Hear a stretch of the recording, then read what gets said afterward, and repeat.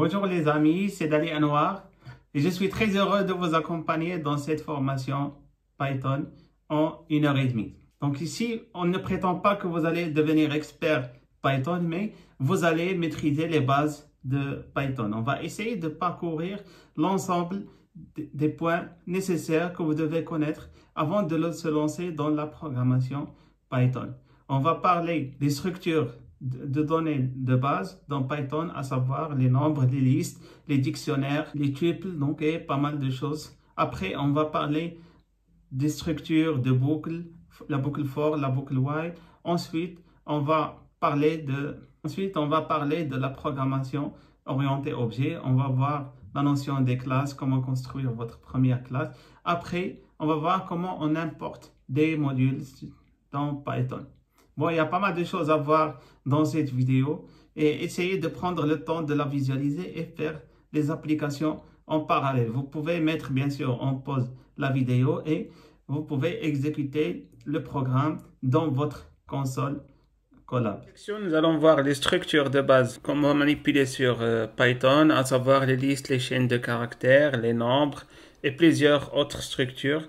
Nous allons aborder également les déclarations et les boucles, à savoir les boucles for, la boucle if. Nous allons voir également les fonctions et les méthodes. On va faire un petit rappel sur la programmation orientée objet avec Python. Et nous allons terminer par les modules et les packages. Ici, je vais faire un petit rappel sur l'historique de Python.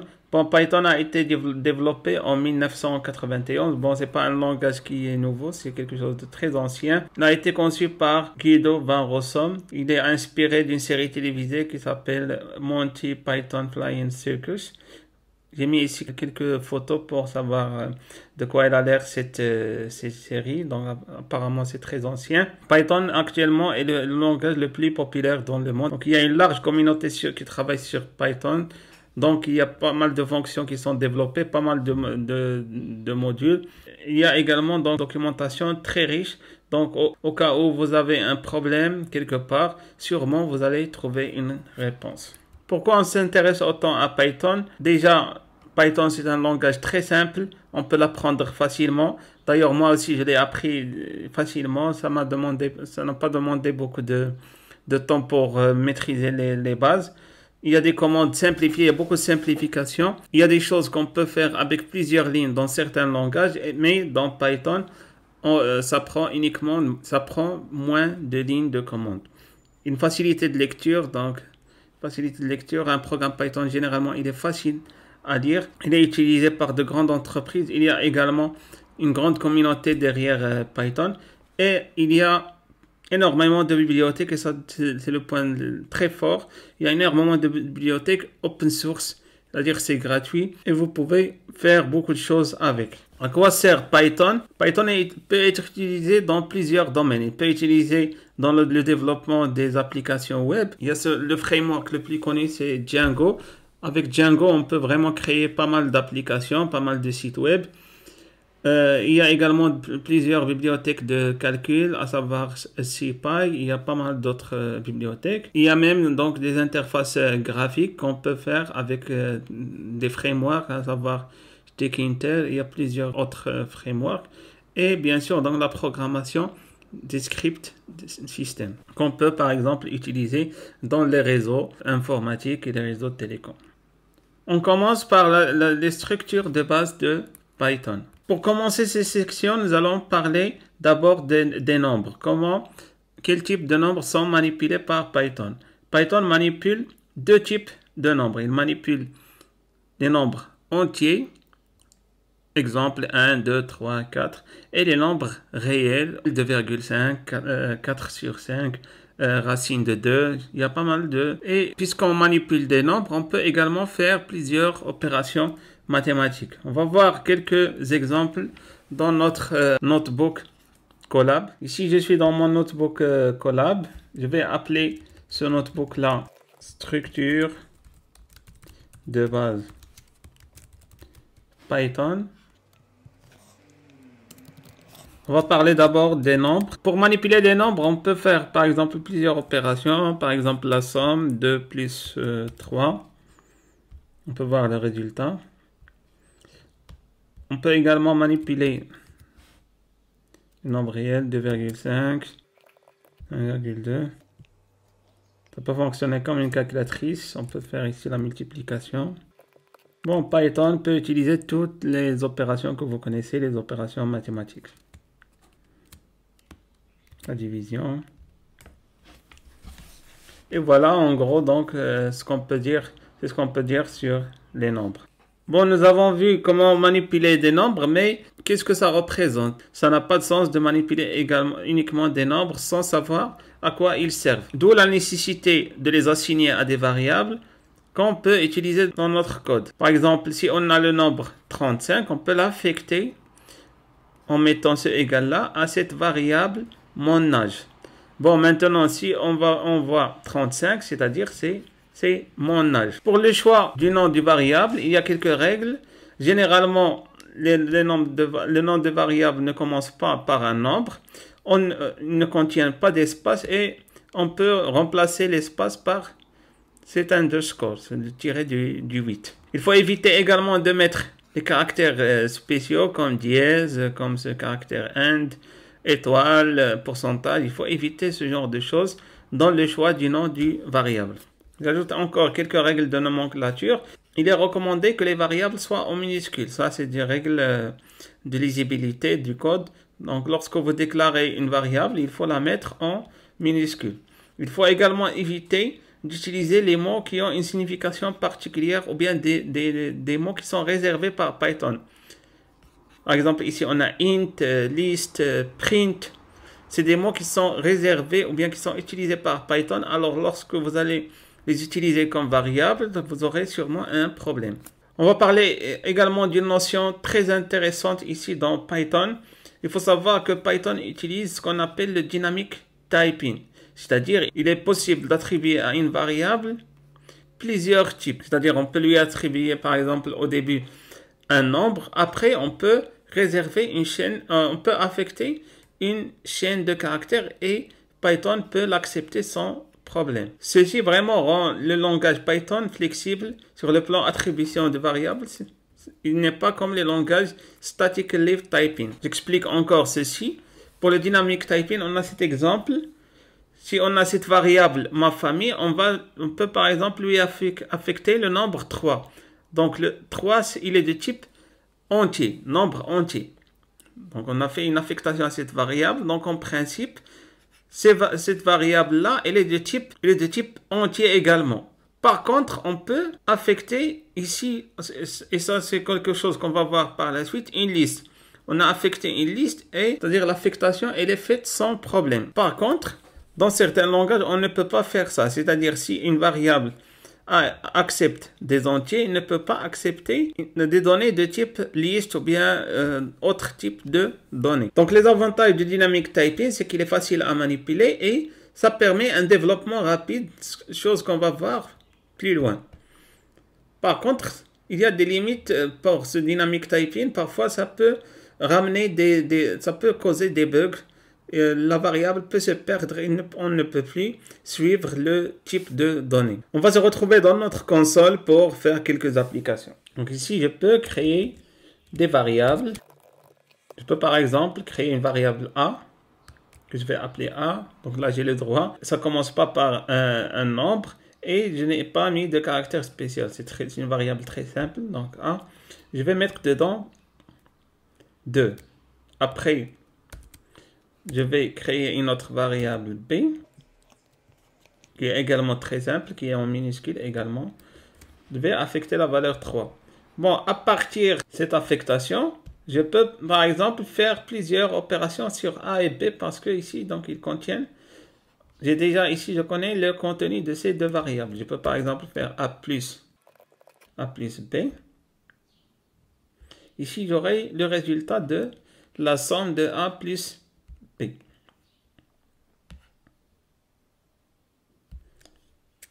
Si je veux voir le contenu de A, je vais taper uniquement A et ça va afficher le 2. Comme je peux ici, donc, cette opération-là, je peux l'affecter à une autre variable C. Ici, ça ne va rien afficher, mais là, si je veux voir le contenu de C, je vais l'écrire ici, C, et il va me donner le contenu de cette variable. Ça contient 5 parce que ici j'ai mis la somme de A et B. Bon, vous pouvez mettre simplement C comme vous pouvez utiliser print pour afficher ici le contenu de C. Print, donc c'est une fonction qui affiche ce qu'on a mis ici entre parenthèses. Donc ici dans Colab, c'est très utilisé. Vous pouvez même écrire uniquement le nom de variable et ça va afficher ici le contenu de la variable. On va parler un peu de l'affectation dynamique ou bien dynamic typing. Donc là, on a affecté la valeur de à A. On peut également lui affecter un autre type de valeur, par exemple une chaîne de caractères. On peut par exemple mettre ici A noir, une chaîne de caractères qu'on va voir plus loin. Et ça passe sans problème. Donc si je demande le type de cette variable, donc il y a cette fonction ici, type, et je vais demander ici le type de A. Ça va être string, c'est-à-dire chaîne de caractères. Je vais faire une autre affectation, je vais créer une autre cellule. Là, je vais affecter 2.5. Ici, j'ai mis un nombre réel. Donc, type A, ça va être float. Float, c'est-à-dire type réel. Alors que ici, c'était de type string. Donc, c'est ça la notion de dynamic typing, c'est-à-dire on peut changer le type de la variable selon ce qu'on a dedans. On peut même revenir A égale à 2. Je vais demander cette fois-ci le type. Donc cette fois, c'est le type de int. Voilà, c'est ce que je peux dire pour le moment sur les types de variables. Les strings, c'est des chaînes de caractères qui sont très utilisées également dans Python. On a vu pour les nombres, pour déclarer un nombre, on ne met pas de guillemets, ni de parenthèses, ni rien. Par contre, pour déclarer une chaîne de caractères, il faut mettre du guillemets soit de ce type, soit de ce type de guillemets simple ou bien double. Les chaînes de caractères peuvent être vues comme des séquences ordonnées, donc ils peuvent être indexés et tranchés. On va voir, ça veut dire quoi indexé et tranché. Donc pour désigner un index, on utilise ici les crochets après la chaîne de caractères. L'index vous permet de choisir un élément de la chaîne. On explique ici cette notion d'index. Si par exemple on a une chaîne de caractères hello, le H est là comme index ou bien indice 0. Le E c'est 1, 2, 3, 4. C'est-à-dire si je veux accéder par exemple à la lettre L, donc est là comme indice 2. Il y a également cette notion d'index inversé. On commence ici de la droite ou bien de la dernière lettre. Et là comme index moins 1. Et ça remonte ici moins 2, moins 3, moins 4, moins 5. Parfois on a besoin de prendre, d'accéder pas uniquement à une lettre, mais à une tranche c'est-à-dire de la chaîne de caractères. Par exemple, ici, je veux accéder aux 3 premières lettres. Je vais faire la chose suivante. Donc, je vais spécifier ici, entre les crochets, l'indice de départ et l'indice de fin. Et je dois spécifier également le pas. Ici, c'est-à-dire step. Pour l'indice de départ, bien sûr, donc ici, il faut le spécifier tel qu'il est. Par contre, pour l'index de fin, il n'est pas inclus. C'est-à-dire, si par exemple, je veux accéder à ces 3 lettres, pour l'index de départ, je vais mettre 0. Par contre, si je veux que le L ici soit inclus, donc je ne dois pas spécifier cet index-là comme fin, mais je dois spécifier 3 pour pouvoir inclure l'index numéro 2. On va voir ça à travers un exemple dans notre console Colab. Je vais mettre un commentaire ici, les chaînes de caractères. Je vais définir une première chaîne, nom, Donc ici, j'ai mis des guillemets simples, ici en noir. Si je veux voir le contenu, donc ça affiche ici en noir. Ça va être bien sûr string. Ce que je peux faire avec cette chaîne de caractères, je peux faire pas mal de choses. Je peux faire d'abord ce qu'on appelle la concaténation. C'est-à-dire, je peux mettre ici print. Remarquez ici ce que je vais avoir. Donc, je m'appelle. Et je vais mettre ici non. Remarquez ici, apparemment, il y a un problème parce que ici, les couleurs ne sont pas bien choisies. C'est-à-dire, ma chaîne de caractères ici, donc généralement, elle est en rouge. Par contre, ici, j'ai quelque chose en noir. Alors ici, j'ai c'est-à-dire la parenthèse ici, elle est en rouge. Ça veut dire, déjà, ici, à travers le code couleur de Colab, je ressens qu'il y a une erreur. Je vais exécuter. Voilà, il y a une erreur. Pourquoi? Alors, on a dit que pour déclarer une chaîne de caractères, je dois mettre des guillemets. Par contre, ici, j'ai mis les guillemets, mais j'ai ici cette apostrophe. Je m'appelle. Donc, là, Python, il est un peu confus parce qu'il ne sait pas où est-ce qu'on a marqué la fin de cette chaîne de caractères. Donc, ce qu'on peut faire dans ce cas, c'est ici, donc, au lieu des guillemets simples, je dois spécifier des guillemets doubles. Donc là, quand j'ai mis les guillemets doubles, donc, il a considéré cette apostrophe ici comme partie de la chaîne de caractères. Donc, pour lui, la chaîne de caractères maintenant, c'est je m'appelle. Et là, donc, j'ai mis ce plus pour la concaténer avec non. Je vais afficher maintenant. Voilà, ici, je m'appelle en noir. Par contre, ici, je dois ajouter un espace. Donc, je peux l'ajouter sans problème. Voilà, donc ici, je m'appelle en noir. Je peux faire ici autre chose. Si je veux parler, par exemple, de l'âge. C'est-à-dire, je veux rajouter à ma phrase ici l'âge. C'est-à-dire, je m'appelle en noir et j'ai, par exemple, 35 ans. Donc ici, je vais mettre ici âge, 35. J'exécute. Je vais voir ici le type de l'âge.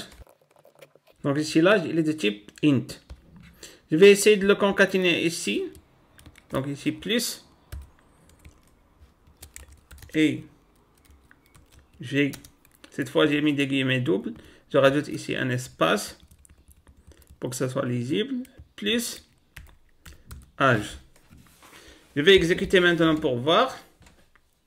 Bon, ça marche pas. Pourquoi? Parce que ici, à l'intérieur de print, je dois mettre uniquement des strings et pas des entiers. Donc là, j'ai mis une chaîne de caractères et j'ai mis également ici un entier. Donc ça n'a pas marché. Il n'a pas pu concaténer ici un chiffre avec la chaîne de caractères. Donc ce que je peux faire, c'est que ici, donc l'âge, il est considéré comme une chaîne de caractères. On ne peut pas l'utiliser comme entier. Ce que je vais mettre, donc je vais mettre ici la chose suivante, str âge. C'est-à-dire ici, j'ai demandé à Python de considérer âge comme chaîne de caractères. Je vais exécuter maintenant. Voilà, donc ici, je m'appelle Anwar et j'ai 35. Bon, je vais rajouter ici 35 ans plus, pour concaténer encore plus. Et voilà. Donc ici, j'ai pu afficher la phrase sans problème. Donc ici, on a parlé de cette notion de concaténation, mais parfois ça devient très pénible comme vous venez de voir. Alors, c'est pour ça que Python a introduit la notion de ce qu'on appelle les f-strings. F-strings. Donc, les f-strings servent à injecter les variables ici que je déclare dans une phrase. C'est-à-dire, donc là, j'ai défini ici les deux variables, nom et âge, et je vais les injecter. Comment je peux faire ça? Donc, tout simplement, je vais mettre print. Je vais écrire ma phrase. Je dois mettre ici des guillemets doubles pour ne pas avoir de problème avec les apostrophes. Je m'appelle Donc là, je vais mettre des accolades pour affecter ou bien injecter ici la variable. Je m'appelle et j'ouvre ici les accolades. Et j'ai encore ici des accolades. Donc entre ces accolades, je vais mettre non. Pour les deuxièmes accolades, ici, je vais mettre âge. C'est pas encore terminé. Je dois rajouter ici un petit f ici pour dire que c'est des que j'ai mis ici des f strings. Donc ici, je vais mettre f. Et voilà, avec ce petit f ici, Python va reconnaître ou bien va chercher le contenu des variables. Et voilà, je m'appelle Anouar et j'ai 35 ans. Donc ça, c'est une manière simple pour injecter des variables ici dans des chaînes de caractères. Restons encore avec notre chaîne de caractères ici, Anouar. Si je veux accéder à un caractère en particulier, par exemple, je veux afficher uniquement le O. Donc le O, pour l'afficher, on a dit, je vais mettre ici le nom de la variable. Je vais mettre ici des crochets. On a dit que les indices ici commencent de 0. 0, 1, 2, 3, ainsi de suite. Donc l'indice ou bien l'index de O, ça va être 0, 1, 2. Ça va être 2. Donc ici, je vais mettre 2. Et je vais exécuter pour voir. Et voilà, il a affiché le O. Supposons que je veux accéder à la dernière lettre ici. Si je n'ai pas envie de compter tous le nombre ici, parfois j'ai une chaîne très longue et je veux uniquement le dernier caractère. Donc ce que je vais permettre, je vais utiliser ici le -1. C'est-à-dire c'est comme si j'ai commencé à compter du dernier caractère, c'est-à-dire ici -1. Donc là, si j'exécute, et voilà, il a affiché la dernière lettre, c'est le R. On a parlé également de la notion de slicing, ou bien c'est-à-dire sélectionner une tranche de la chaîne de caractères. Je vais ouvrir encore ici les crochets. Donc par exemple, ici, je veux sélectionner les 3 premières lettres, c'est-à-dire ANO. Bon, pour sélectionner ANO, ce que je vais mettre, c'est... Bon, je vais mettre ici 0, parce que ici, c'est le premier index. Et on a dit que le dernier index n'est pas inclus. Et moi, je veux intégrer le O. Donc, je dois m'arrêter à l'index de U. L'index de U, c'est 0, 1, 2, 3. Donc, c'est 3. Je vais mettre ici 3. Bon, pour le moment, je ne vais pas mettre le pas parce que par défaut, c'est 1. Et voilà, ici, j'ai affiché les 3 premières lettres. Bon, puisque ici, j'ai 0, c'est-à-dire que je commence dès le départ, donc je peux ne pas le mettre. Par exemple, ici, je peux mettre également uniquement 2 points et 3. Donc là, il va sélectionner dès le début de la chaîne de caractères jusqu'à l'index numéro 3. Et bien sûr, l'index numéro 3 n'est pas inclus. Si je veux spécifier le pas, si je veux spécifier un pas de 2, mais cette fois, je ne vais pas mettre ici 3, je vais mettre par exemple 5. On va voir ici ce que ça va afficher. Et voilà, donc il a affiché la première lettre. Il a sauté le N parce qu'on a un pas de 2, donc il a sélectionné le O. Voilà. Après, il a sauté le U et il a sélectionné le A. Voilà, donc j'ai uniquement ici les voyelles. Donc là, on a fait un slicing de ma chaîne de caractères. Voilà, donc ici, c'est quelques techniques que je voulais partager avec vous à propos des chaînes de caractères. Python manipule également ce qu'on appelle des variables booléennes. Les variables booléennes sont utilisées pour les opérateurs qui transmettent des déclarations et qui ont des valeurs true ou false. Généralement, ces variables booléennes, on va les voir dans les déclarations de contrôle. Mais ce qu'on peut dire pour le moment, je reprends ici ma console. On va maintenant définir les listes. C'est quoi les listes? Les listes, c'est des éléments ordonnés. C'est très important ici de souligner ordonnés. Et ces éléments peuvent être de type différents. C'est-à-dire, on peut avoir une liste ici donc, qui contient des nombres, comme il peut avoir dans des listes qui contiennent des chaînes de caractères, comme on peut avoir des listes qui contiennent les deux, comme on peut avoir également donc, des variables booléennes avec les chaînes de caractères. On peut avoir même des listes de listes. Et puisque les listes sont des éléments ordonnés, donc il y a cette notion ici d'index. Et il y a également donc cette notion, donc on peut sélectionner également des tranches, ou bien on peut les trancher comme on a fait avec les chaînes de caractères. Les listes ont des méthodes pratiques qu'on peut les utiliser, donc qu'on va voir maintenant. Donc les méthodes, c'est des commandes qu'on va appliquer pour bien maîtriser notre liste. On va se retrouver rapidement dans notre console Colab pour voir des exemples concrets de listes. Je vais mettre encore ici un commentaire, les listes. Bon, pour définir une liste, je vais donner un nom, par exemple fruit.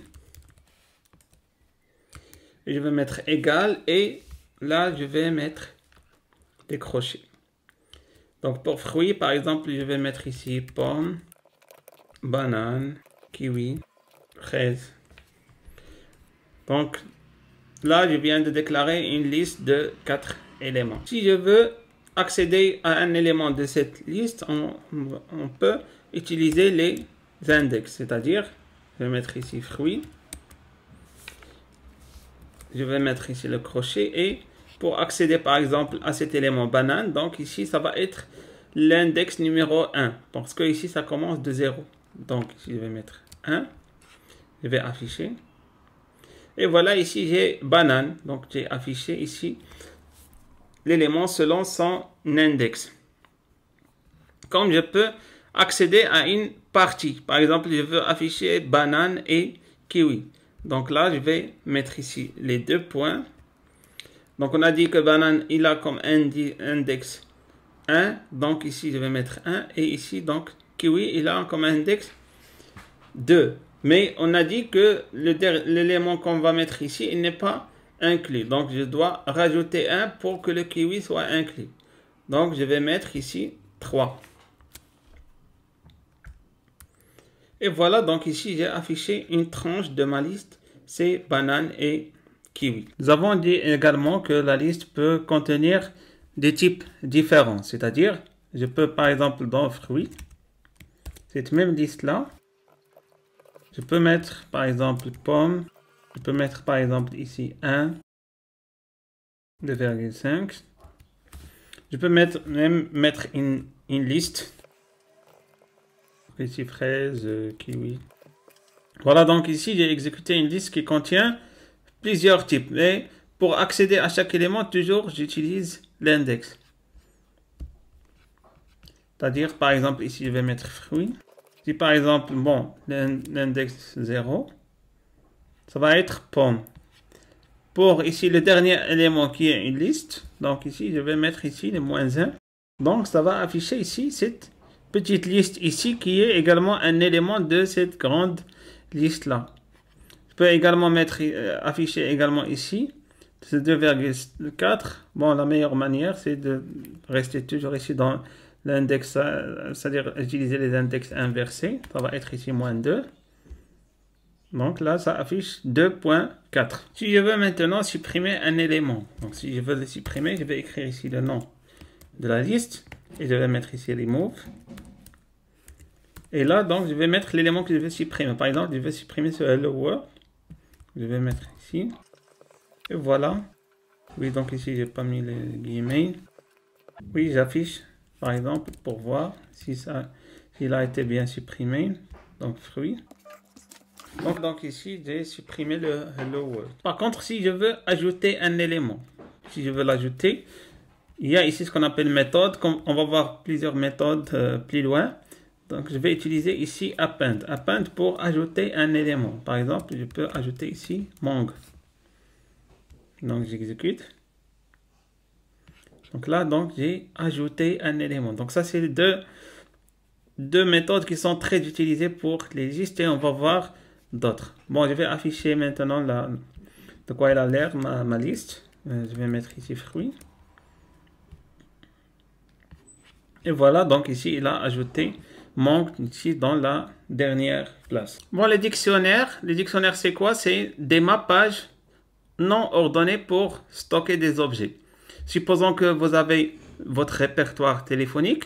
Donc, si vous avez uniquement les numéros de téléphone sans les noms, donc ça va pas être... Vous aurez du mal à retrouver le nom d'une personne. Donc, pour chaque numéro, on a attribué ce qu'on appelle ici une clé. La clé, ça va être le nom de la personne. Donc, les numéros, en principe, ne sont pas ordonnés, mais on a ajouté une clé. Donc, c'est là donc le principe, en gros, c'est-à-dire du dictionnaire. Donc, c'est-à-dire ici, on a un mappage non ordonné pour stocker des objets. C'est comme le principe du répertoire, on essaie de stocker les numéros de téléphone. Donc, ici, les dictionnaires utilisent des paires clé-valeur. Donc, dans l'exemple que je viens de citer, la clé, c'est le nom. Et la valeur, ici, c'est le numéro de téléphone. Comme ça, donc, ce concept permet de saisir facilement un objet sans connaître son index. Comment on déclare le dictionnaire dans Python? Donc, en utilisant des accolades. On met les clés en premier lieu ici, suivi de 2 points, pour dire que cette clé correspond à ce contenu. La clé numéro 1, par exemple, correspond à cette valeur. Et la clé numéro 2 correspond à cette valeur. La question qui se pose, quand est-ce qu'on fait appel à un dictionnaire ou bien une liste? La réponse est simple. Donc, les dictionnaires sont des objets, les objets sont repérés par des clés. Et ces objets ne sont pas ordonnés et ne peuvent pas être classés. Alors que les listes, ils sont classés par position. Donc, les listes sont utilisées lorsqu'on on est intéressé par cette notion de classement ou bien d'ordre. Par contre, pour les dictionnaires, on veut uniquement stocker des données, mais on n'est pas vraiment intéressé par l'ordre des éléments. On va voir des exemples dans notre console Colab. Nous allons maintenant déclarer notre premier dictionnaire. On va essayer de définir une liste des prix des fruits qu'on a définis avant. Donc, je vais dire prix. Mon dictionnaire, bien sûr, pour le déclarer, je dois mettre des accolades. Et là, donc, je vais mettre les clés. Les clés, par exemple, je vais mettre ici pomme, 2 points. Et je peux mettre ici le prix. Le prix, donc, ça va être de type float. Je vais mettre, par exemple, 2.5. Un autre élément, par exemple, orange. Ça va être 1.8. Fraise.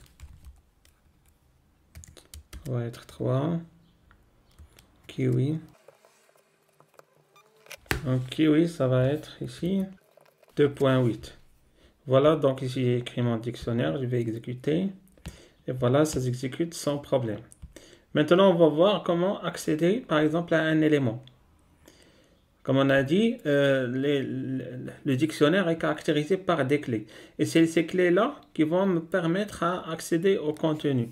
Rappelez-vous l'exemple du répertoire. Vous avez le nom et c'est le nom qui va vous permettre d'accéder au numéro de téléphone. Donc la même chose ici, si je prends prix, je vais mettre ici un crochet.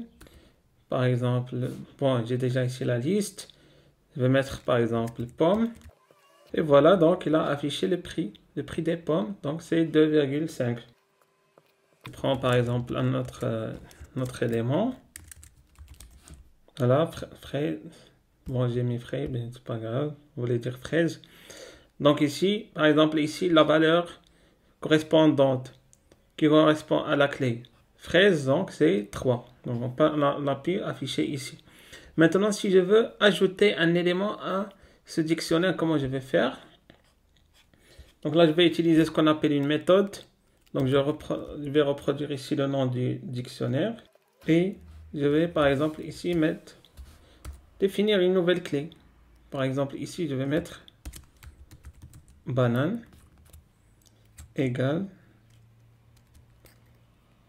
par exemple 2.3.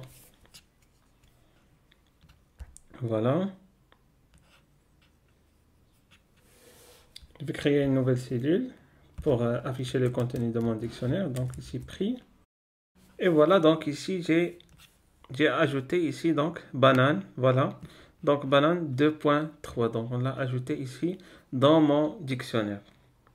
Maintenant, si je veux supprimer un élément, pour supprimer, mettre par exemple pomme, donc ce que je vais faire, donc je vais mettre ici prix.pop. Et ici, donc, je vais écrire le nom de la clé. Rappelez-vous, pour accéder à quelque chose, donc j'utilise toujours la clé. Donc ici, prix. Je vais afficher le contenu du dictionnaire maintenant. Et voilà. Je ne vois plus ici ni la clé de pomme, ni la valeur. Donc ici, j'ai tout supprimé. Voilà, on a vu comment ajouter un élément, comment supprimer un élément. Si je veux uniquement afficher les clés. C'est-à-dire ici, j'ai un dictionnaire, mais je ne reconnais pas les clés. Pour les afficher, je vais mettre prix. Et je vais mettre ici keys. Donc keys, c'est clé. Donc il m'a donné ici les clés de ce dictionnaire. Voilà, donc ici les clés, c'est orange, fraise, kiwi et banane. Voilà, je garde encore quelques méthodes pour la section méthode pour les voir ensemble. Mais en gros, donc c'est les fonctions de base que vous devez connaître sur les dictionnaires. Un autre type de structure de données qu'on peut avoir dans Python, c'est ce qu'on appelle les sets. Les sets, c'est des collections désordonnées. Donc ici, il n'y a pas de notion d'ordre, d'éléments uniques. C'est-à-dire il n'y a pas d'éléments qui se répètent. On va voir quelques exemples. Voilà, on se retrouve dans notre console Colab. Pour déclarer un set, je vais mettre ici, par exemple, toujours des fruits. Je vais mettre 7. J'ai ouvert mes accolades. Et là, je peux mettre, par exemple, pomme, banane. Il faut savoir ici que les éléments ne sont pas répétés. Fraise. Maintenant, si je vais ajouter un élément, mais qui existe déjà. Regardons ce que va se passer. Pour ajouter un élément, je vais mettre ici fruit 7. Ici, je vais mettre add, par exemple, pomme. Si j'ajoute pomme, voilà, ici, j'ai ajouté un élément qui existe. Je vais afficher le contenu du set.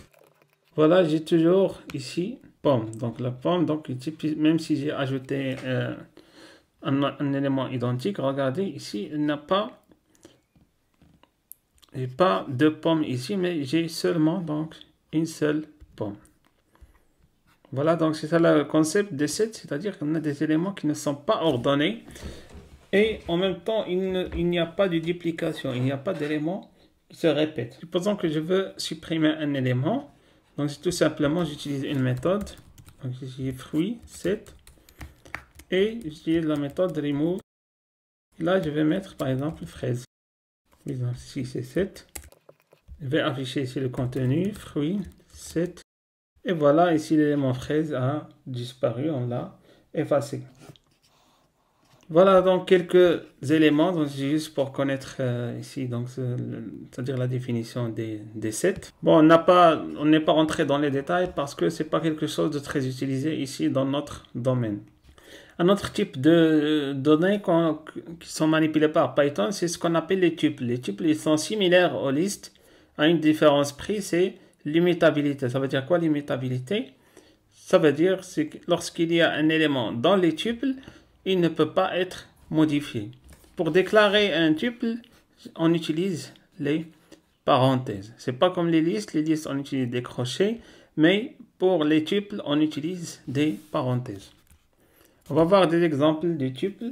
Donc ici les tuples, toujours ici donc j'ai des données de fruits. Pour les déclarer sous forme de tuples, je vais mettre des parenthèses. Parenthèses. Donc ici je vais mettre banane. Et voilà, c'est tout simplement ça, j'ai déclaré un tuple. Pour accéder à un élément, c'est comme les listes, les fruits. Là aussi, il y a la notion d'index. Donc, je vais mettre par exemple 1. Donc, 1, c'est pomme, c'est la même chose. Et la même chose, si je veux accéder par exemple à ces deux premiers éléments, donc je vais mettre ici 0, 2 points. Bon, est-ce que je garde 1? non, je ne vais pas le garder parce que le 1 ici, ça ne va pas être inclus. Même si c'est l'indice de pomme, je dois choisir l'indice suivant pour inclure pomme. Donc ici, je vais mettre 2. Et là, il va m'afficher les 2 premiers éléments. La différence entre les tuples et les listes, c'est que pour un tuple, je ne peux pas remplacer un élément. C'est-à-dire, si je mets par exemple fruit crochet 0, c'est-à-dire ici j'ai l'élément banane, mais au lieu de banane, je vais mettre par exemple mangue. Qu'est-ce que j'aurai une erreur parce que ici je ne peux pas modifier cet élément. Par contre, si j'étais dans le contexte de liste, bon, je vais essayer de définir la même liste. Je reprends ça. Ici, au lieu, bien sûr, donc pour déclarer fruit comme liste, je vais mettre ici des crochets. Voilà, je vais essayer maintenant de mettre mangue comme premier élément. Je vais copier ça. Je vais l'écrire ici. Voilà, ça a passé. Donc, si je mets fruit, voilà, donc ici, on a remplacé mangue, on a remplacé plutôt banane par mangue. Donc, c'est ça la différence entre liste et tuple. Donc, les tuples, on ne peut pas les modifier. Par contre, pour une liste, on peut modifier le contenu.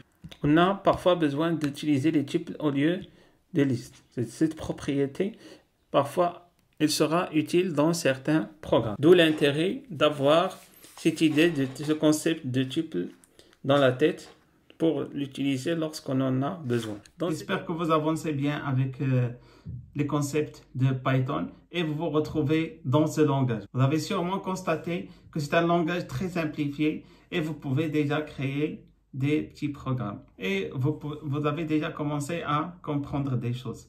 Je rappelle que Python est très utilisé dans plusieurs domaines, dans les machine learning, dans le développement des applications mobiles. Et pour chaque domaine, il y a des frameworks. Donc, là, je vais donner un petit conseil pour votre carrière. N'essayez pas de consacrer beaucoup de temps sur la programmation Python tout court dans l'absolu, mais il faut que ça soit orienté selon votre objectif. C'est-à-dire, si vous souhaitez vous lancer dans le web développement, donc là, essayez, après avoir maîtrisé les bases de Python, d'orienter votre application et vos projets dans la partie web application et surtout essayez d'apprendre le framework Django qui va être utile pour vous. Donc là, j'ai partagé en bas des formations Django qui peuvent être utiles pour vous. Sinon, si vous souhaitez vous lancer dans les machine learning, donc à ce moment-là, essayez donc de vous concentrer sur les packages machine learning, à savoir Pandas, Matplotlib, donc tout ce qui est analyse de données. Il y a également, donc si vous allez vous lancer également dans le deep learning, donc il y a TensorFlow aussi et Keras qui sont des packages très importants qu'il faut bien sûr maîtriser en tant qu'ingénieur machine learning. Sinon, si vous voulez vous lancer dans la partie développement mobile, donc il y a donc le framework Kivy aussi qui est très utile. En tout cas, l'idée c'est que une fois que vous avez maîtrisé les bases, donc il y a bien sûr pas mal de chemins à suivre. Et pour chaque chemin, bien sûr, essayez d'apprendre les frameworks qui seront utiles pour vous. En tout cas, dans la description de cette vidéo, j'ai mis plusieurs formations qui seront utiles pour vous, pour orienter votre carrière de développeur. Maintenant, je vous laisse continuer la formation et je vous souhaite bon courage. Dans cette deuxième partie, nous allons voir la notion de déclaration et des boucles. Maintenant qu'on a abordé les structures de données, bien sûr, il faut connaître les opérateurs de comparaison et les types de déclaration pour pouvoir écrire des programmes. Donc, ça veut dire quoi les opérateurs de comparaison? Tout simplement, donc, c'est les opérateurs qu'on va essayer d'utiliser de comparer des variables ou bien des éléments. C'est-à-dire, par exemple, ici, on a ce double égal, ça veut dire est-ce que les deux valeurs ou bien les deux variables sont égaux. le point d'exclamation égal, ça veut dire différent. Ici, supérieur à, supérieur ou égal, inférieur, inférieur ou égal. Bon, c'est des choses très connues. Sauf ici, il faut bien sûr respecter comment on les représente dans Python. Il y a également d'autres opérateurs logiques qui sont également utilisés, et surtout pour les opérateurs ou bien les variables booléennes. Donc généralement ici on a les opérateurs logiques, c'est AND, OR et NOT. Ça aussi c'est très utilisé et c'est considéré comme des opérateurs de comparaison. Quelques exemples ici d'expressions logiques. Par exemple ici A supérieur à 5. Donc ici A il a une valeur donnée, donc toute cette expression là va être considérée comme une expression logique. C'est-à-dire qu'elle a une valeur true ou false. La même chose ici, c'est une expression logique. A égale à B, donc ici, il faut faire attention, ici double égal, c'est l'égalité, non pas l'affectation. Donc, ces expressions logiques, on va essayer de les utiliser pour comprendre ici les opérateurs logiques. Voilà.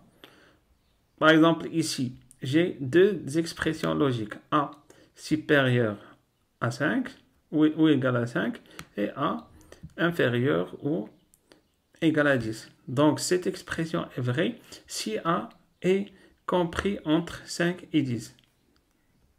Par exemple, A égale à 6. Donc, cette valeur sera correcte, c'est-à-dire sera true. Et celle-là également sera true. Donc, le AND, c'est-à-dire le AND de true et true, ça va être true également. C'est-à-dire ça va être vrai.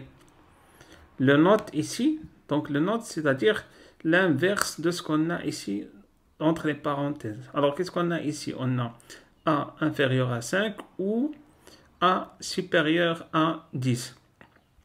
Donc ici, pour que cette expression à l'intérieur soit vraie, il faut au moins l'une de ces deux expressions soit vraie. Alors, lorsqu'elle est vraie, donc ici, lorsque ça passe par note, donc ce qui est vrai devient... Bon, on va voir quelques exemples de tout ça. On se retrouve dans la console Colab. Donc ici, je vais mettre les opérateurs de comparaison. Je prends par exemple ici A égale à 5, B égale à 7, plutôt ici B. Voilà, ici j'ai déclaré ces deux variables, je vais essayer de jouer avec. Donc par exemple A, je veux savoir est-ce que A égale à B. Est-ce qu'il y a une égalité? Bon, normalement ici c'est pas correct. Pourquoi? Parce que A il a la valeur 5 et B il a la valeur 7. Donc ici ça va pas être correct. Je vais visualiser quand même. Voilà, donc ici il a affiché la valeur false. Maintenant si je mets A supérieur ou égal à B, donc ici toujours ça va être false. Pourquoi? Parce que A égale à 5 et B égale à 7. Voilà.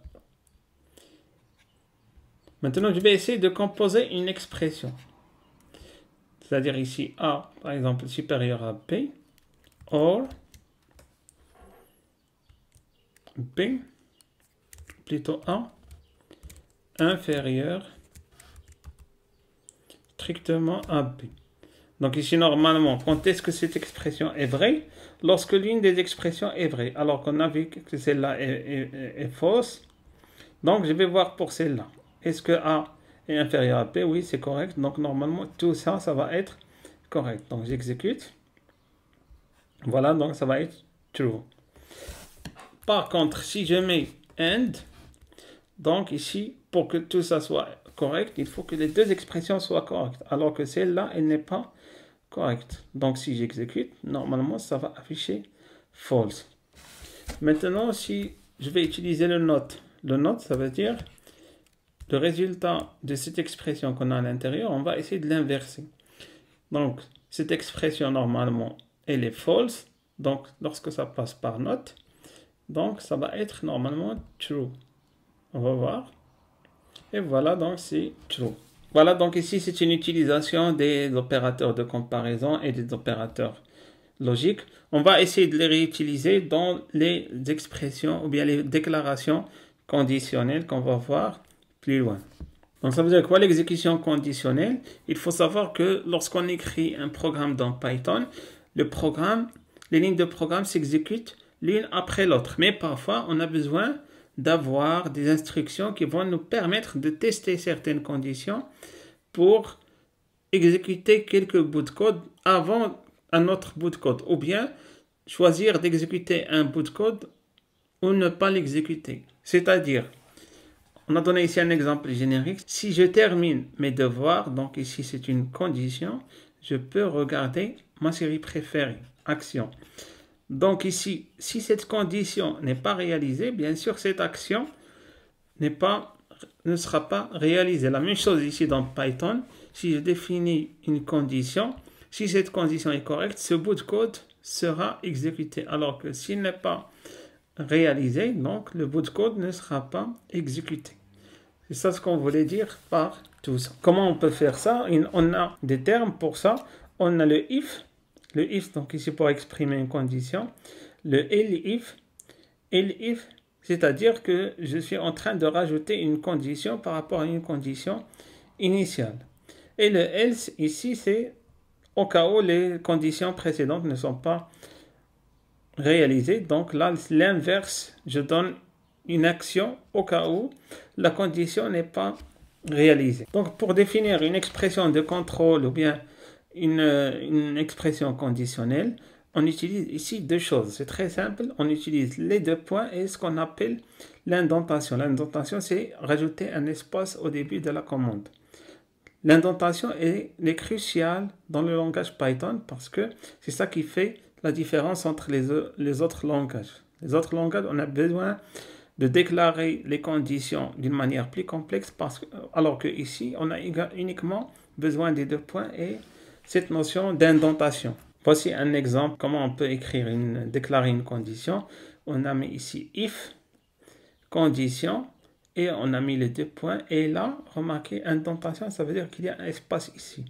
Et après, on peut écrire ici le code à exécuter. Si au cas où la condition n'est pas réalisée, on veut proposer un autre code, on utilise le else. Donc ici, on a le if condition deux points et on met le code après le else et on met les deux points et encore une fois l'indentation et on écrit un autre bout de code. En tout cas, donc ça, c'est des choses qui sont très importantes et c'est des choses qui viennent avec la pratique. C'est-à-dire, à chaque fois que vous déclarez if, il faut mettre les deux points à la fin de la condition et rajouter ici une indentation. La même chose pour else, deux points plus indentation. Supposons maintenant qu'on a deux conditions. On a une première condition, c'est-à-dire si je termine mes devoirs, donc ici, je ferai une action. Je vais rajouter ici, par exemple, une autre action. Si je termine, par exemple, ici, elif, je termine le premier exercice. Je peux faire une autre action ici, un autre bout de programme. Sinon, c'est-à-dire sinon, si cette condition n'est pas réalisée et si je n'ai même pas fait le premier exercice, donc ici, je peux par exemple ici définir d'autres actions. Et il faut remarquer ici, je répète encore, toujours deux points. Et là, donc, j'ai des indentations après donc ici, d'avoir annoncé la condition. Voilà, on va voir des exemples de tout ça dans notre console Colab.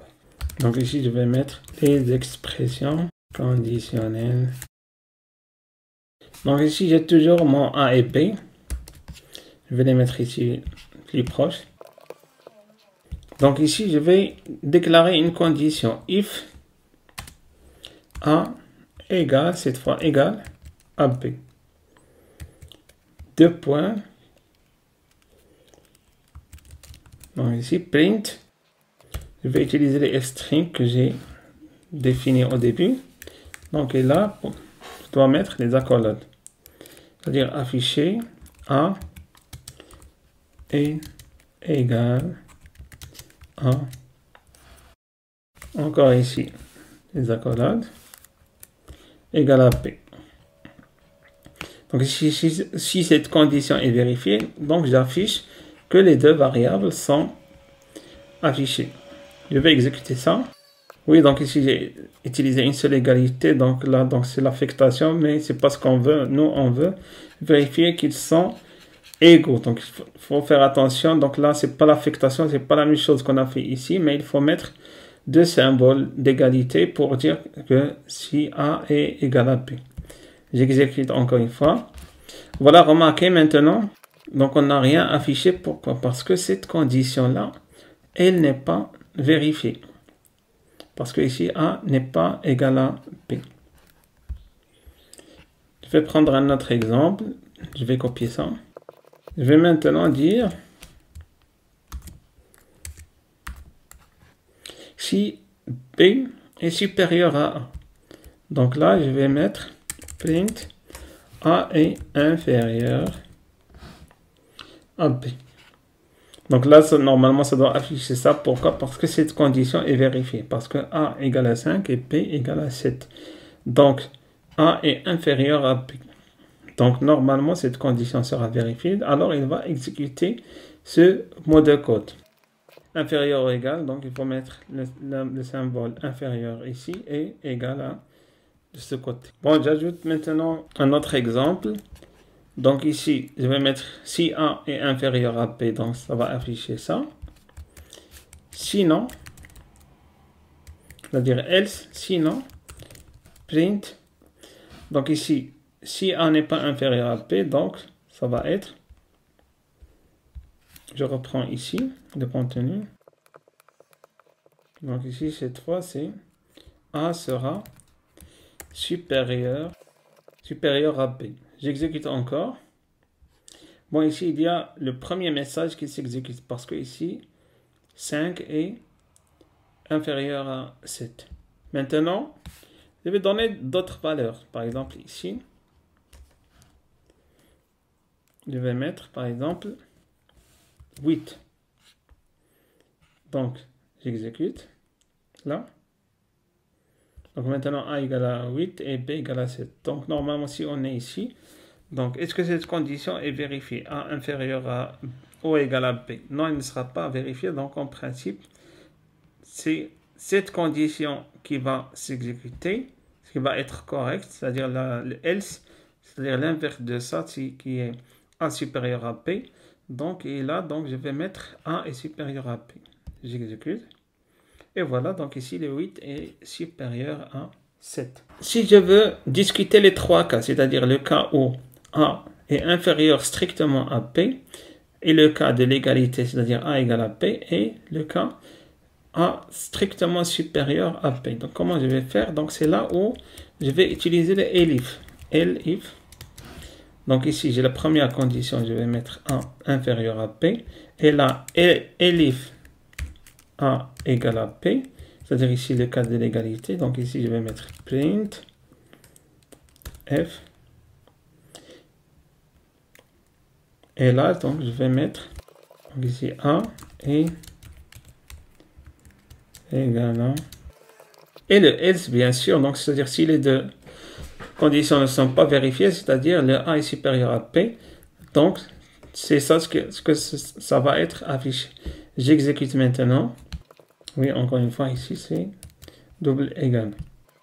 Et voilà, donc ici, pour A égale à 8 et B égale à 7, donc voilà, donc c'est la troisième condition est vérifiée. Maintenant, je vais leur donner la même valeur. Donc ici, 8. Donc ici, je vais exécuter. Oui, je n'ai pas exécuté cette partie-là. Et voilà, donc ici, c'est cette partie, donc le elif, qui est exécutée parce que c'est cette condition qui est vérifiée. Voilà, en gros, donc c'est l'utilisation ici des expressions conditionnelles. Parfois, on a besoin d'exécuter un bout de code plusieurs fois. Donc là, c'est le rôle de la boucle for. Donc, on peut faire des itérations selon ce qu'on appelle un itérable. C'est-à-dire, on peut par exemple faire des itérations sur les caractères d'une chaîne, ou bien les éléments d'une liste, ou bien les clés d'un dictionnaire. En tout cas, donc, si on utilise la boucle for pour exécuter le code pour chaque itération. Donc ici, si je veux déclarer une boucle, on a une syntaxe ici très simple. Donc on a ce qu'on appelle l'itérable. Donc, dans ce cas ici, ça va être la liste qui contient 3 éléments. Donc, c'est-à-dire ici, ce bout de code sera répété 3 fois. Comment on va choisir de le répéter? Donc, on va mettre ici for. Ici, je vais déclarer une variable. Bon, ça va être une variable mute. Donc, ici, element list, ou bien un élément de la liste. In objet itérable qui est ma liste. Et là, je vais afficher cet élément. Donc, si j'exécute ça, ça va m'afficher ici 1, 2, 3. On va voir des exemples ici et nous allons écrire des boucles for. Donc, ici, les boucles. Donc, pour écrire une boucle for, donc, comme on a dit, on a besoin de quelque chose d'itérable. Par exemple, je prends une chaîne. Par exemple, ici, la chaîne Hello World. Donc, ici, je veux choisir quelque chose qui va se répéter selon le nombre de ces caractères. Donc, ici, je vais mettre for. Ici, je prends une variable mute i. For i in a. Donc, a qui est ma chaîne de caractères. Donc, remarquez ici, j'ai une indentation encore. Donc ici, print. Ici, donc, par exemple, print i. Donc, je vais afficher ici le contenu de i. Donc, remarquez ce que je vais avoir. Donc, voilà. Donc, ici, j'ai affiché le hello world de cette manière. C'est-à-dire, pour la première itération, donc ici, i prend la valeur h. Donc, lorsque prend la valeur h, donc ici, on va afficher ce h. Après, ici, deuxième fois, elle va prendre e. Et ça va afficher donc ici ainsi de suite. Donc ici l'opération se répète selon le nombre de cette chaîne de caractères. Bon, parfois on n'a pas besoin ici d'itérable et on veut répéter quelque chose, c'est-à-dire à un nombre donné. Donc là on peut utiliser ce qu'on appelle une fonction range. Donc ici range, qu'est-ce qu'elle va faire? Je vais par exemple spécifier une variable 10. Donc range 10, ça veut dire c'est une opération qui va se répéter 10 fois. Donc, i au début va prendre la valeur 0. Donc, ça va s'afficher ici. Après, ça va prendre la valeur 1. On va l'afficher ainsi de suite jusqu'à la valeur 9. En tout cas, l'opération, elle est répétée 10 fois. C'est pour ça qu'on met ici range 10. Ça veut dire qu'on veut répéter. Ça crée ici un objet itérable qui va répéter cette opération 10 fois. Et voilà, donc ici, on a pu écrire une boucle for. Donc, on a utilisé un itérable, comme on a pu utiliser cette fonction range qu'on va utiliser souvent pour répéter une opération, un nombre qu'on souhaite.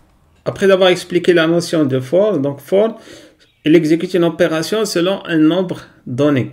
Parfois, on ne connaît pas ce nombre, ou bien on veut répéter un bout de code, mais tant qu'une condition est vérifiée. Donc, d'où on peut utiliser cette boucle de type while. Ça veut dire quoi? Ça veut dire on peut, ici, donc la boucle while exécute un bout de code tant qu'une condition est vérifiée. Exemple, while, ici, je suis en congé, je ne vais pas ouvrir ma boîte mail. Donc, ici, tant que cette condition est vérifiée, donc je ne vais pas ouvrir ma boîte mail. Donc ici, on ne sait pas combien ça va se répéter, mais tant que je suis en congé, donc ce bout de code sera exécuté. Comment on écrit cette boucle while en Python? Donc la même chose que la boucle for. Donc je vais mettre ici while, et là je vais mettre une expression booléenne, l'expression que je veux vérifier. 2 points, et encore une fois ici j'ai cette indentation. Et après je vais mettre ici donc le code à exécuter. On peut utiliser la boucle while avec else, c'est-à-dire si la condition ici est vérifiée, donc je vais exécuter ça. Après, si la condition n'est plus vérifiée ou bien n'est pas vérifiée, donc là je vais passer directement à else et je vais exécuter ici un autre code. On va voir une démonstration de ça. Ici je vais créer une nouvelle cellule. Donc là je vais mettre les boucles while. Donc, la boucle while, donc pour la déclarer, bien sûr, j'écris while. Et là, je vais mettre une condition. Condition, par exemple, ici, count inférieur, par exemple, à 10. 2 points. Bien sûr, cette variable count, je vais l'initialiser. Ici, count, par exemple, 0. Donc, ça commence de 0. Après, une fois que c'est exécuté, je vais mettre print. Et je vais afficher count. Après, ici, je vais incrémenter count. Donc, ici, je vais mettre count égale. À chaque fois, j'incrémente. J'exécute le code, j'incrémente. Après, ça se répète. Ça se répète tant que la valeur de count est inférieure à 10. Et remarquez ici, donc, j'ai toujours ici une indentation. J'ajoute ici toujours un espace pour dire que ces deux lignes-là, elles appartiennent à la boucle. Donc, j'exécute. On va voir ce qui va se passer. Donc, voilà.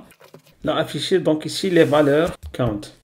Donc, juste pour voir ici le rôle de l'indentation, si j'écris ici une ligne, mais qui ne respecte pas l'indentation, donc ici, cette ligne-là donc sera considérée comme indépendante de la boucle. C'est-à-dire, elle va s'exécuter après avoir terminé l'exécution de la boucle. Donc ici, je vais écrire, par exemple, je vais mettre des guillemets doubles. Donc ici, l'exécution de la boucle est terminée. Donc là, puisque j'ai pas mis l'indentation, donc si je fais la chose suivante, donc ici, j'ai répété ici le contenu de la boucle, donc ici 10 fois, c'est-à-dire tant que le count ici est inférieur à 10. Après, ici, j'ai mis, donc, il a exécuté cette ligne-là après avoir terminé, c'est-à-dire l'exécution de la boucle. Sinon, si je mets par erreur ici une indentation, c'est-à-dire ici, cette phrase, elle va s'afficher à chaque fois qu'on exécute la boucle. Je vais vous montrer. Et voilà, donc ici, remarquez, à chaque fois, puisque j'ai mis l'indentation, à chaque fois, donc ici, la phrase s'exécute à chaque fois que la boucle s'exécute. Donc, ce qui n'est pas normal. Donc, ici, il faut vraiment supprimer cette indentation. Il faut faire attention avec ça. Voilà, donc c'est tout ce que je peux dire pour le moment pour la boucle while. Bon, maintenant, on va voir la partie relative aux fonctions et aux méthodes.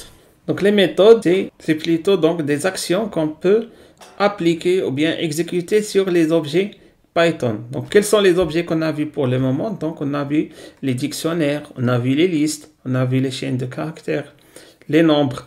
Donc, avec tous ces objets-là, il y a des méthodes qu'on utilise pour manipuler ces objets. Par exemple, on a parlé pour les listes, pour ajouter un élément, donc on a utilisé la méthode append. Pour supprimer un élément, on a utilisé la méthode remove, qui est exécutée sur un objet, par exemple, de type liste. On va voir d'autres exemples ici. Donc ici, les méthodes. Donc je vais prendre une chaîne de caractères, par exemple ici A, par exemple hello world.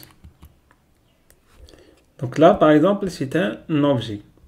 Le type de cet objet, donc c'est chaîne de caractères. On va voir ici, type A. Donc c'est chaîne de caractères.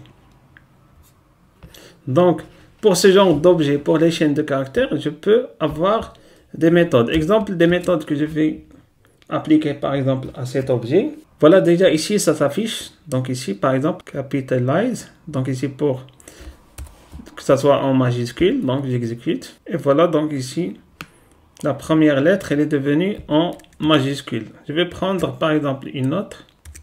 Donc ici point. Count par exemple. Count. On va voir ce que ça va donner. Bon, ici, normalement, il a besoin d'un argument. On va voir ici de quoi on a besoin.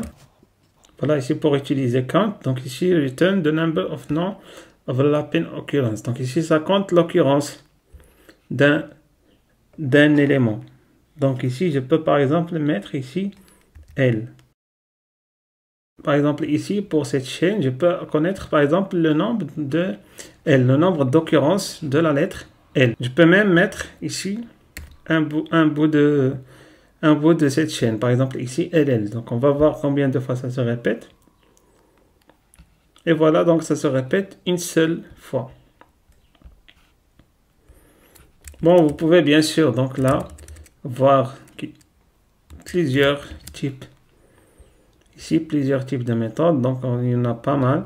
Et à chaque fois, bien sûr, ici que vous avez une méthode, par exemple une partition, donc il faut voir ici donc le L pour voir à quoi ça sert et quelles sont les variables qu'il faut injecter.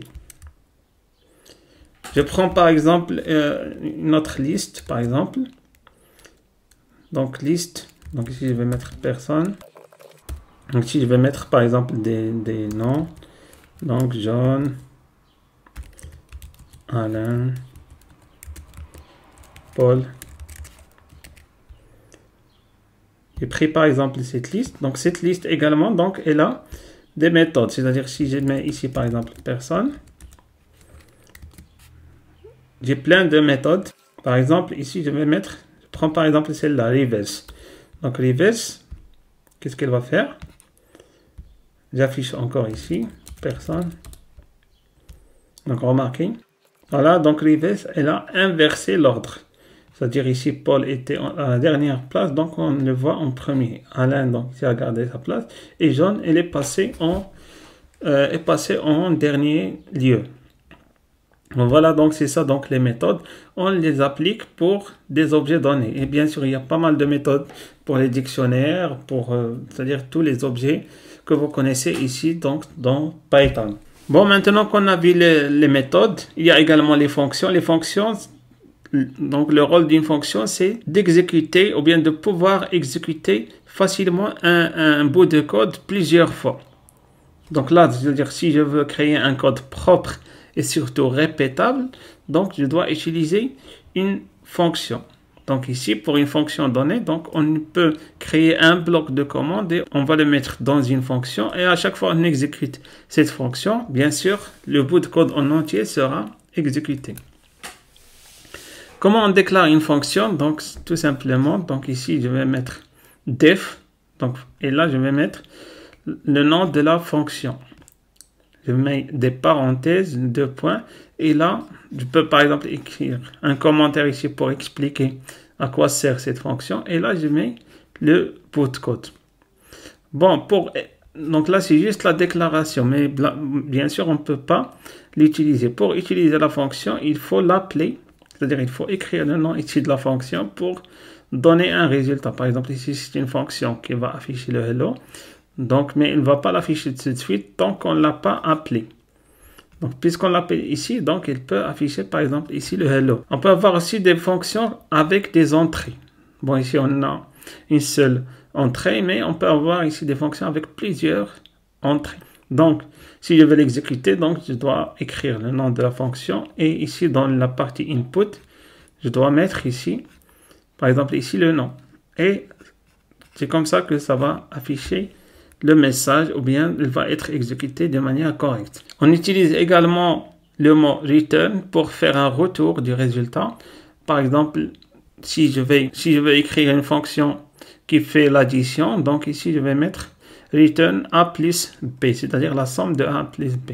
Donc return nous permet d'affecter la sortie d'une fonction à une nouvelle variable. Donc ici, lorsqu'on met return, donc c'est-à-dire on a une sortie et cette sortie on peut la manipuler encore dans notre programme. Exemple ici, donc ici def fonction, donc somme, donc on a première entrée, deuxième entrée, donc ça c'est une fonction qui a 2 entrées et là donc c'est le résultat return num1 plus num2. Donc ici, on a créé une fonction qui fait la somme. Pour exécuter la fonction, donc là, le résultat, on l'a mis dans une variable à part. Donc ici, résultat égale fonction somme 1, 2. Donc lorsqu'on met print résultat, donc il va afficher 3. Parce que ici, on a return 1 plus 2.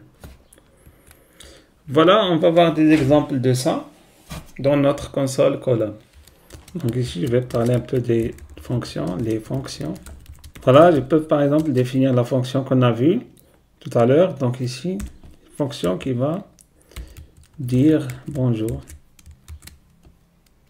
Bien dire hello. Voilà, donc ici, j'ai pas d'entrée. Donc ici, print. Donc j'ai un bout de code ici, print. Hello. Voilà, quand j'exécute, bien sûr, rien ne s'affiche. Donc, pour afficher ici ma fonction, donc je dois l'appeler. Donc, pour l'appeler, donc je vais l'écrire ici. Donc, ici, dire hello. Et voilà, donc, elle a dit hello. Donc, ici, donc, lorsque j'exécute la fonction, donc, elle affiche le message hello. Je peux également mettre ici une entrée. Donc ici, par exemple, je vais mettre en noir. J'ajoute ici les guillemets. Voilà. Donc plutôt ici, je dois mettre non. Et là, donc, je vais mettre F. Hello. Donc là, j'ai utilisé string. Donc ici, je vais mettre non. Voilà, donc là, si je mets ici, donc en noir, et voilà, donc il a affiché, donc ici, hello en noir. Voilà, donc ici, j'ai exécuté ma première fonction. Maintenant, je vais définir une fonction, par exemple, qui fait la somme. Donc ici, somme A, B, deux points. Donc ici, par exemple, le return A plus, voilà. Donc maintenant, quand je mets return, donc je peux stocker ce résultat, par exemple, dans une variable. C'est-à-dire ici, par exemple, je vais mettre C, par exemple, égale à somme ici, par exemple, 1 et 2. Là.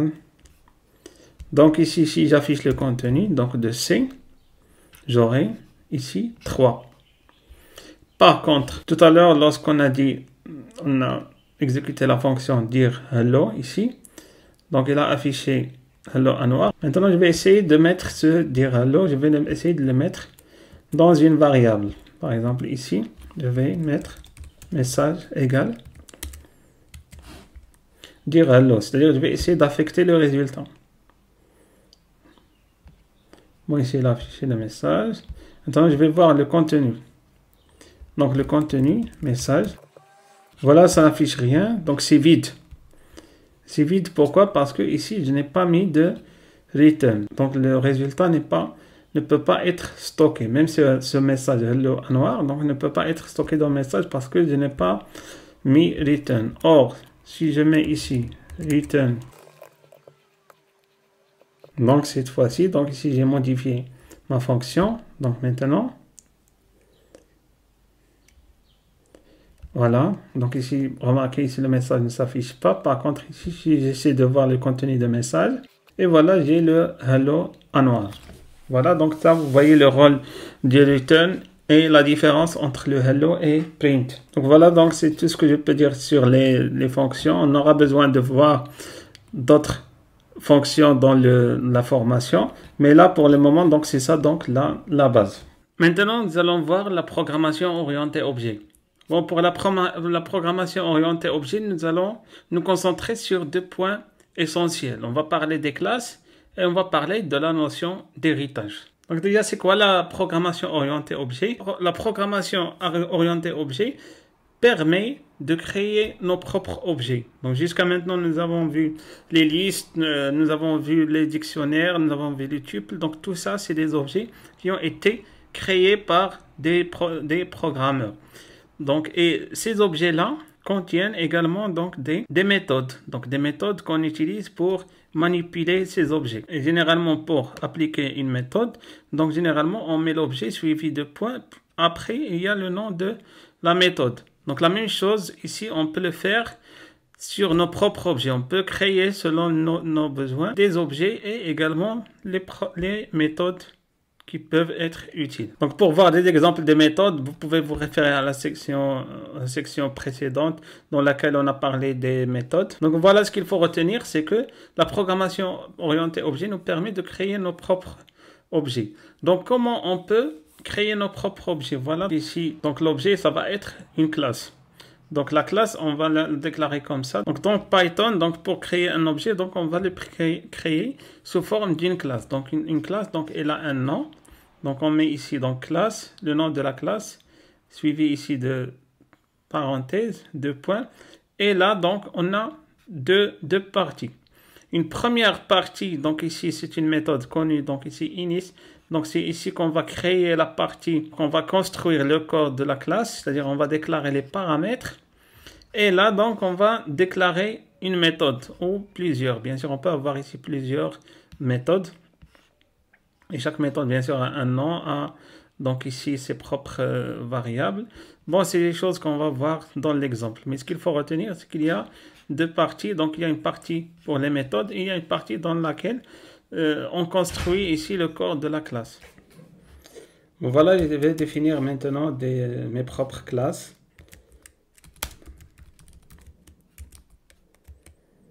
Là, je vais définir une classe de type utilisateur. Donc, pour définir la classe, je vais mettre ici classe. Donc, généralement, les classes, on les commence par majuscule. Donc, ici, ça va être utilisateur.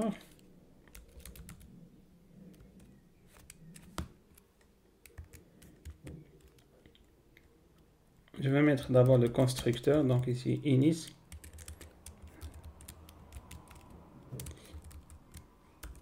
Self. Ici, donc, prénom, nom, âge. Donc ici, je vais mettre, je vais déclarer les variables prénom égale à prénom self point nom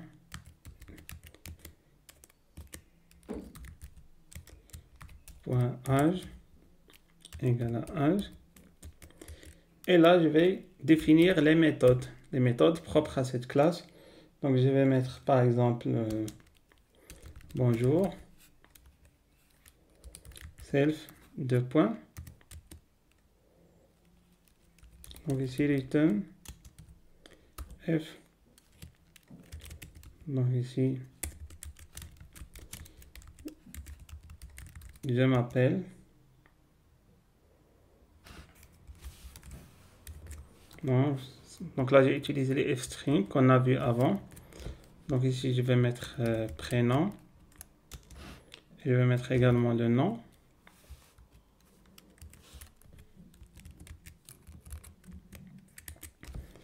Une autre fonction ici que je vais appeler mon âge.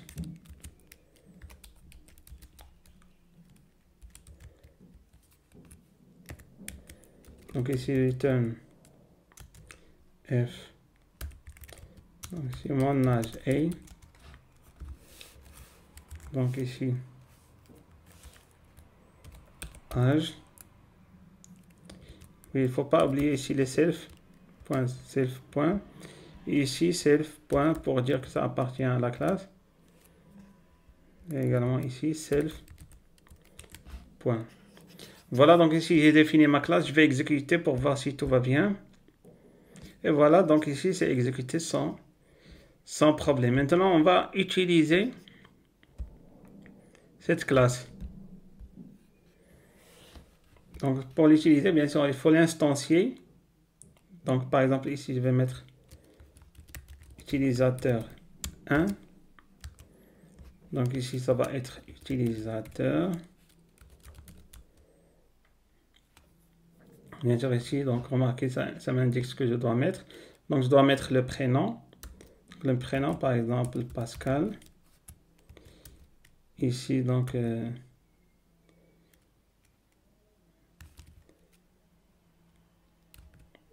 bon, je vais l'appeler Pascal Route. Et là, donc, je vais mettre l'âge, par exemple, 28. J'exécute. Voilà, donc ici, j'ai créé un utilisateur avec ces informations-là. Maintenant, si je veux exécuter une méthode, donc c'est la même chose qu'on a vu pour les listes et pour les dictionnaires et pour tous les objets qu'on a vu avant. Donc, par exemple, ici, utilisateur 1. Si je mets point, donc remarquez ici, ça m'affiche ici les deux méthodes, bonjour et mon âge. Bon, par exemple, si je mets bonjour,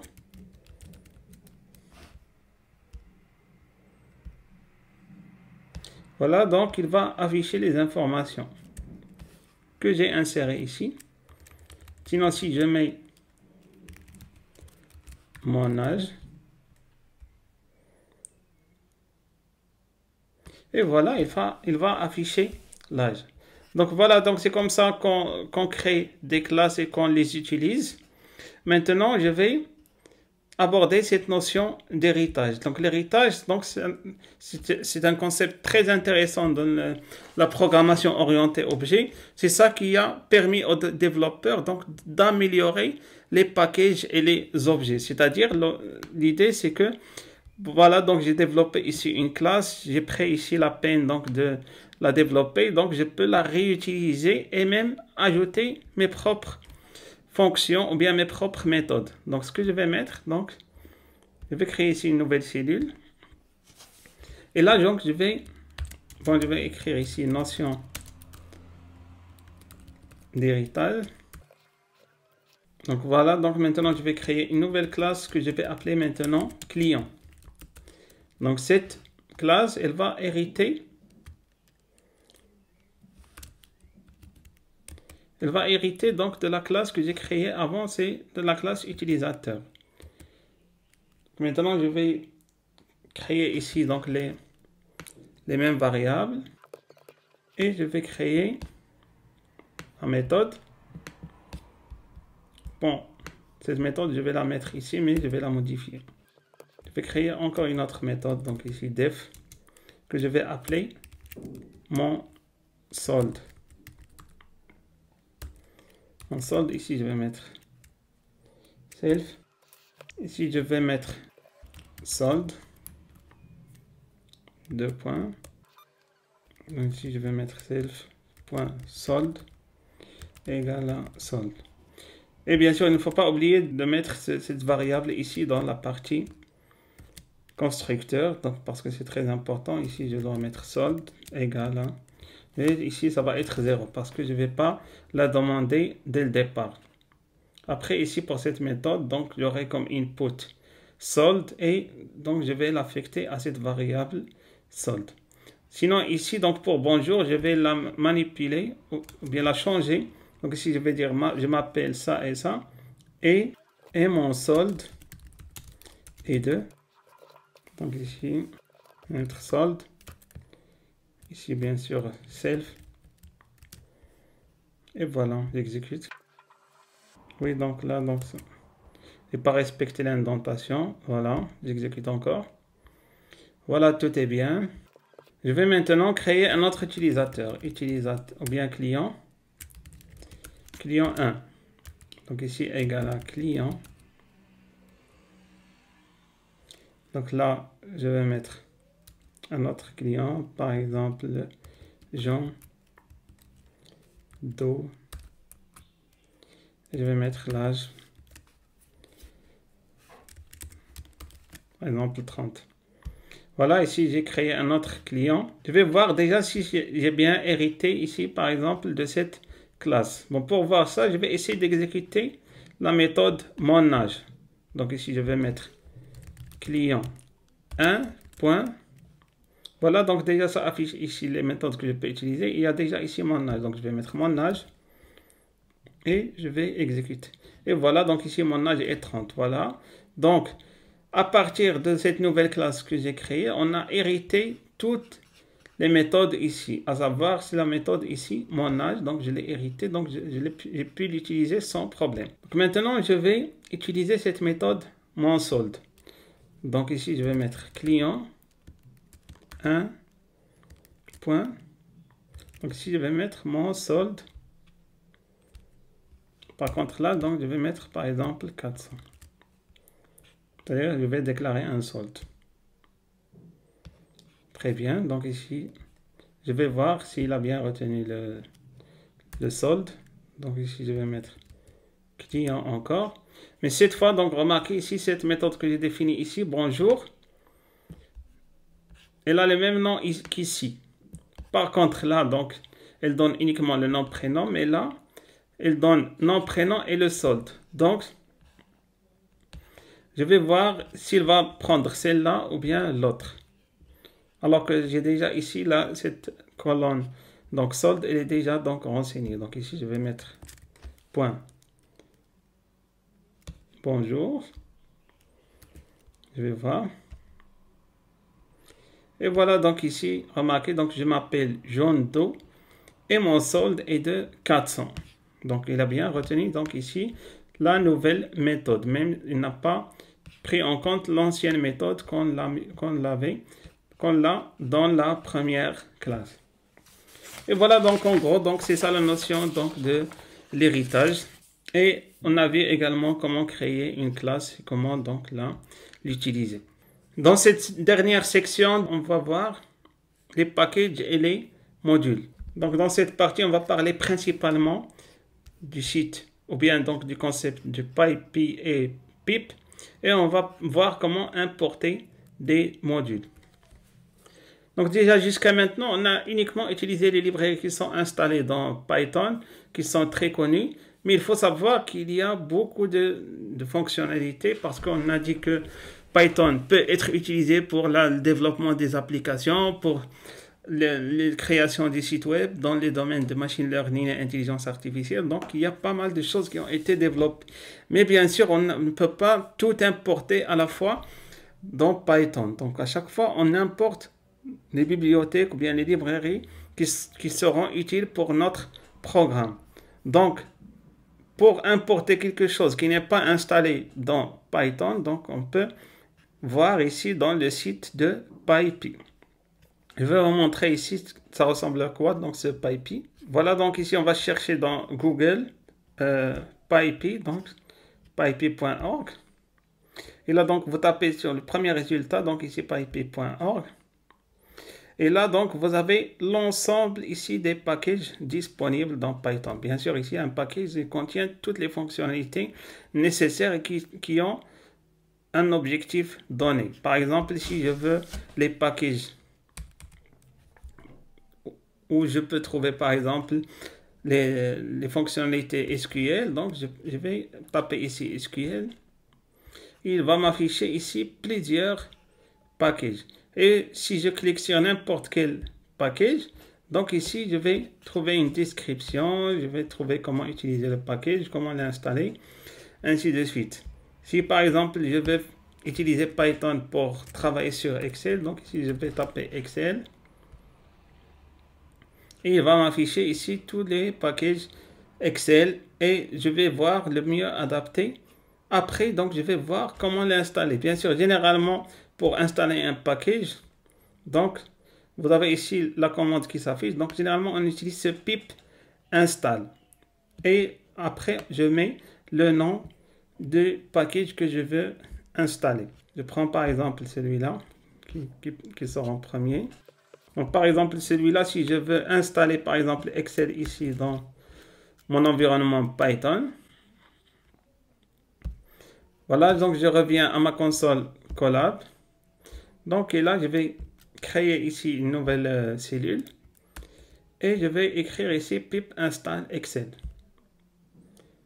Et voilà, donc, et l'installation va se lancer. Donc, c'est comme ça qu'on peut installer de nouveaux packages dans notre environnement. Et ce qu'il faut savoir ici pour lorsqu'on travaille dans Google Colab, généralement, tous les packages, toutes les bibliothèques, tous les modules nécessaires pour faire du machine learning, de l'intelligence, de l'analyse données, tout ça généralement sera déjà installé dans cet environnement. Et c'est ça l'avantage de ce Google Colab. Donc, c'est pour ça que je préfère travailler ici, parce que tout est installé. Donc, il n'y a pas beaucoup d'efforts à fournir dans cette partie installation. Il suffit juste d'importer le module et l'utiliser. Importer le module, comment on peut le faire? Donc, c'est ça ce qu'on va voir dans la vidéo suivante.